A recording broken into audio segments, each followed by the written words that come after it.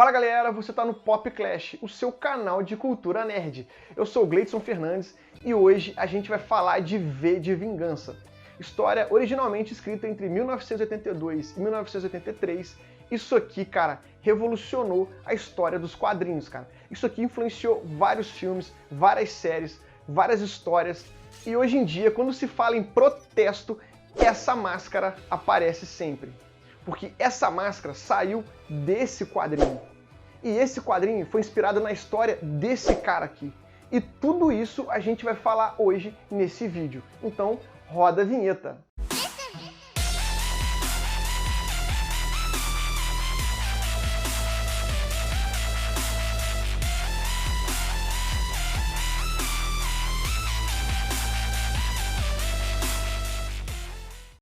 V de Vingança foi escrito por Alan Moore, que é considerado por muitos o maior escritor de quadrinhos da história. Pra você ter noção, cara, ele criou várias histórias que foram para os cinemas, como por exemplo, A Liga Extraordinária, Do Inferno e John Constantine.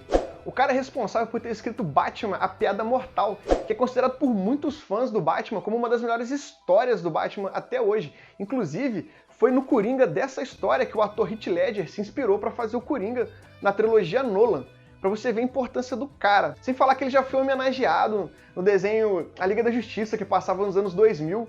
Um dos episódios eles retratam uma história em quadrinho do Superman, que chama Um Homem que Tudo Tem. Cara, pra você ver como é que o cara é um monstro dos quadrinhos, que todo mundo quer homenagear o cara, todo mundo quer ter referência do cara. Mas as duas maiores contribuições que ele fez pros quadrinhos, que deixou a marca dele na história, foi o Watchmen e V de Vingança. O Watchmen é uma história que reformulou a forma de fazer quadrinhos. Foi mais ou menos a partir desse período que começaram a fazer quadrinhos mais adultos e com personagens mais humanos. Isso aqui gerou séries, gerou outros quadrinhos, só que isso aqui, cara, é um assunto para um outro vídeo.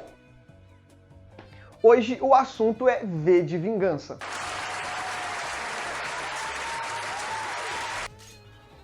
Mas antes da gente falar dos quadrinhos, a gente tem que entender um acontecimento real que ocorreu na Inglaterra, que foi a conspiração da pólvora, porque foi esse fato que influenciou o Alan Moore a escrever V de Vingança.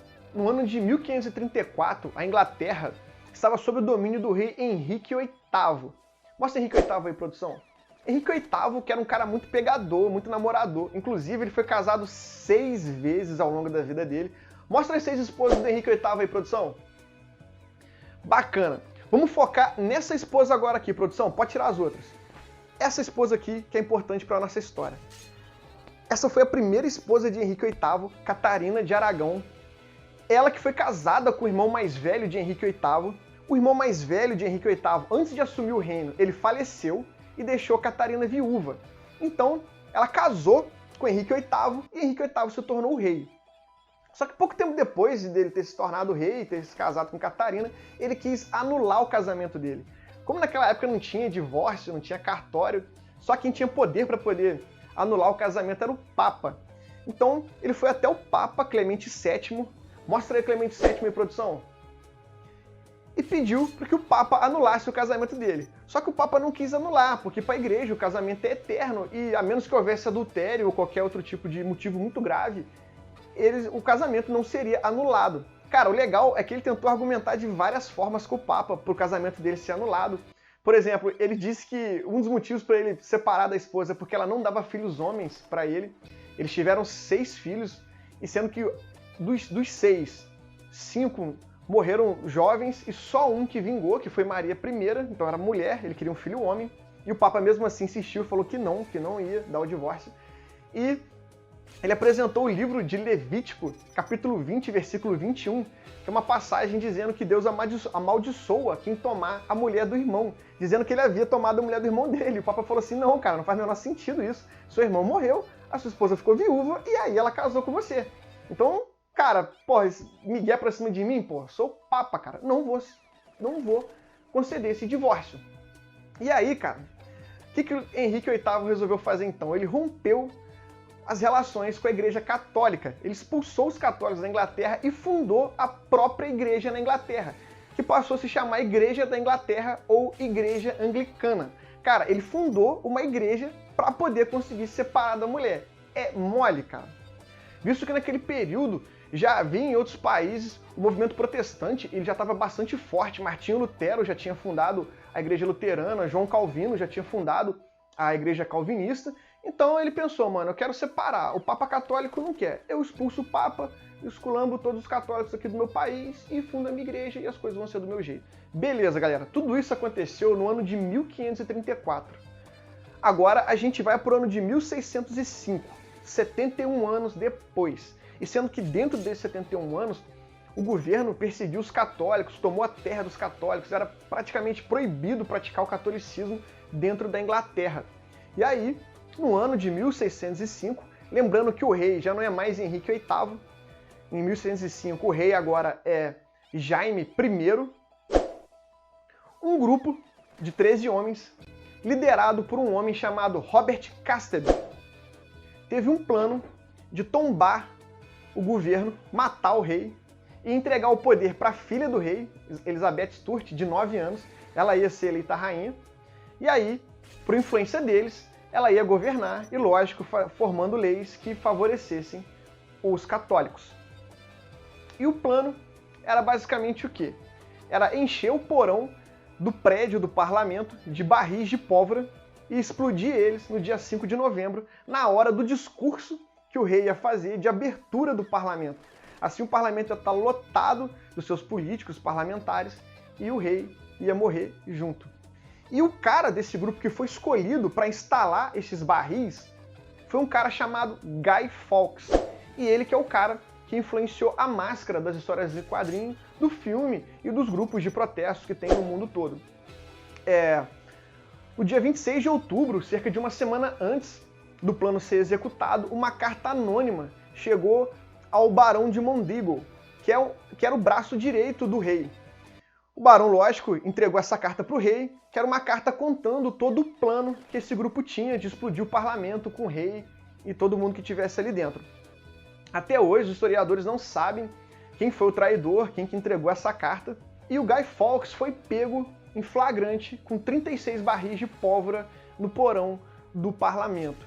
Ele foi torturado, ele foi enforcado, ele foi desmembrado. E todos os anos os ingleses comemoram o 5 de novembro, eles queimam bonecos do Guy Fawkes na rua, igual a gente faz com o Judas aqui no Brasil, e soltam fogos, como se fosse uma comemoração do Réveillon, comemorando esse dia. E o Guy Fawkes entrou pro folclore inglês como Tiradentes entrou pro nosso folclore aqui como um ícone, um mártir, um homem que combateu o governo, que combateu a repressão. E, baseado nessa história, que o Alan Moore tirou inspiração para escrever o seu quadrinho V de Vingança. E agora a gente vai falar dos quadrinhos. Os quadrinhos, que como eu já falei, foi escrito entre os anos de 1982 e 1983. Ele se passa num futuro distópico no ano de 1997, onde aconteceu uma guerra nuclear, que grande parte da população foi dizimada. E a Inglaterra, ela vive sob o governo de um partido fascista e totalitário, onde você não tem liberdade de expressão, onde você não pode cultuar a arte, onde existe campos de concentração, onde é enviado minorias como negros, judeus, homossexuais, as minorias são perseguidas e a população toda é grampeada o tempo todo. Enfim, é uma população oprimida por um governo fascista. E o nosso personagem principal, que é o V, ele vai combater esse governo. E ele vai combater esse governo de uma forma muito violenta, muito inteligente, muito complexa. E ele começa fazendo isso terminando o trabalho do Guy Fawkes. As primeiras páginas do quadrinho começam ele explodindo o parlamento, que é o que o Guy Fawkes começou no 5 de novembro de 1605. E o interessante dessa história é que o personagem V, como o nome dele já diz, a letra V ela é como se fosse um anagrama nessa história. Quase tudo que se passa na história tem a ver com palavras que começam com a letra V, ou com o número 5, né? Porque o V ele é o número 5 no algarismo romano. Então, em determinado momento na história, ele vai matar um cara e toca a Quinta Sinfonia de Beethoven, ou o motivo dele ter matado essa pessoa é o vício, ou a virtude, ou a vingança, enfim.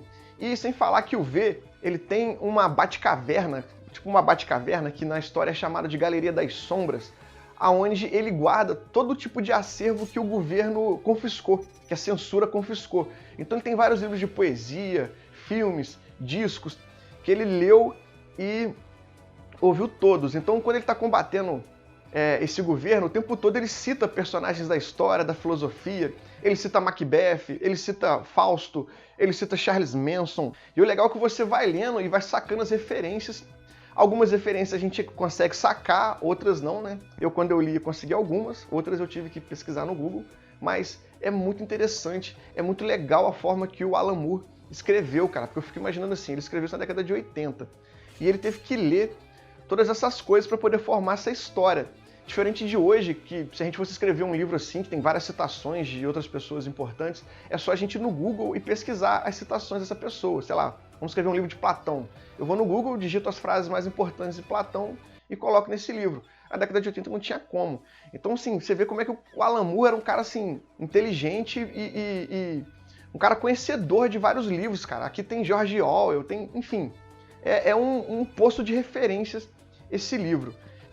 Além do mais, cara, é uma história muito interessante, porque é um suspense, e o suspense tá no personagem do V, porque você sabe muito pouco sobre ele, embora os personagens coadjuvantes são muito bem construídos, todos eles ali, nenhum é simplesmente jogado na história, todos eles ali é explicado por que eles estão ali, conta a história da família, esposa, marido, o que eles estão fazendo ali. É muito bem construído cada personagem coadjuvante. E o V, ele é o grande mistério, quem que é esse cara e por que ele está combatendo esse governo. Lógico que ele tem uma motivação que é um bem maior, que é a opressão que o governo impõe às pessoas, mas também ele tem uma vingança pessoal ali, que eu não vou falar, não vou dar spoiler, mas que isso vai te intrigar ao longo dessa leitura, que é foda pra caralho. Eu trouxe aqui o meu encadernado, esse é o meu encadernado de luxo. Cara, eu já li esse livro aqui várias vezes, vale muito a pena você ler isso aqui. Ele é muito bem desenhado, ele foi desenhado pelo David Lloyd, que é